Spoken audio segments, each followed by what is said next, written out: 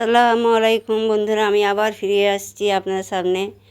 দেখুন, প্রথমে আমি 4টে আলু ছিলে ধুয়ে পরিষ্কার করে নিয়েছি।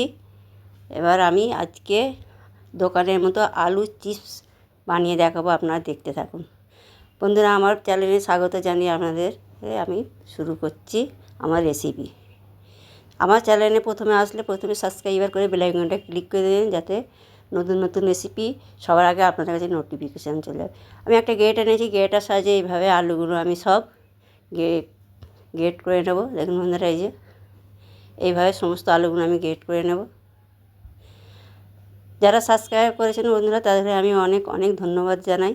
এইভাবে আমার পাশে থাকবেন, আমিও আপনাদের পাশে থাকবো, তাতে আরও ভালো ভালো রেসিপি যেন দেখাতে পারি। ফেসবুকে যে বন্ধুরা দেখছেন, পেজটা ফলো দিয়ে দেবেন, ফলো দিয়ে আমার পাশে থাকবেন, তাতে আরও নতুন নতুন রেসিপি আপনার কাছে সবার আগে নোটিফিকেশান চলে যাবে। এইভাবে আমার পাশে থাকবেন বন্ধুরা। কি বলবো, এর সমস্ত আলু দেখুন, এই যে আমার সব গ্রেট করা হয়ে গেছে। এবার আমি পানিতে ডুবিয়ে রেখেছি, নাহলে কালো হয়ে যাবে। এই পানিতে ডুবিয়ে রেখে ভালো করে আমি ধুয়ে তুলে নেব। এই আলু চিপস একবার হলেও বানিয়ে দেখবেন বাড়িতে। কিনে খাওয়ার চাইতে বাড়িতে বানিয়ে দেখবেন, অবশ্যই ভালো লাগবে। এবার আমি পানি ঝরিয়ে নিয়েছি বন্ধুরা, নিয়ে একটা কটন কাপড় নিয়েছি, ওর মধ্যে আমি সব বিছিয়ে দেবো। এটা কোনো শুকোতেও লাগবে না, রৌদ্রেও দিতে লাগবে না।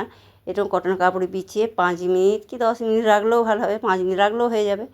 এবার আমি 5 মিনিট রেখেছিলাম। এইভাবে বিছিয়ে আলুগুলো সব আমি বিছিয়ে দেবো, দিয়ে 5 মিনিট একটু শুকোতে দেবো। এবার আমি একটা কটন কাপড় দিয়ে ভালো করে আমি মুছে নিচ্ছি। এইভাবে মুছে নেবেন, মুছে নিলেই পানিগুলো শুকিয়ে যাবে। শুকিয়ে যাওয়ার পরে আপনারা ভেজে নেবেন, একদম দোকানের মতন ক্রাঞ্চি একই আসে, আরও স্বাদ দ্বিগুণ বেশি হবে।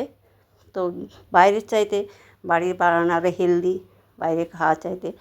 তো এইভাবে 5 মিনিট লাগবে বানাতে, তাই ঝটপট এরকম বানিয়ে নেবেন, বাচ্চাদের বানিয়ে দেবেন, বাচ্চারাও খুশি হবে।